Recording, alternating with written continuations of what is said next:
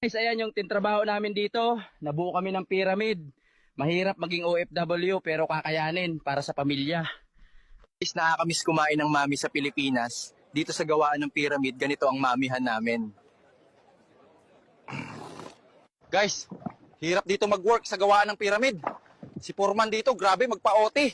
Habang buhay ang OT, may palatigo pa. Guys, mag-uukit kami ng tarob dito sa pader ng pyramid para malito ang mga archaeologists sa future kung ano to. Di nila alam, tarob lang pala.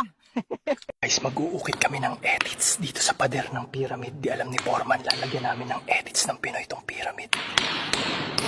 Sa mga nagtatanong ano cobra namin dito pag pagod na kami, eto guys, dito kapag pagod ka na, papakagat ka na lang sa cobra para umikli na yung lifetime contract mo, di ka mapagod. Grabe ka kasi magpa-OT por eh, nanlalatigo ka pa, kaya ka tuloy minamalas. O ayan, insekto overload. Guys, tumatakas kami sa gawaan ng pyramid. Eto, pinabuka na yung dagat, sumama na ako sa pagtakbo.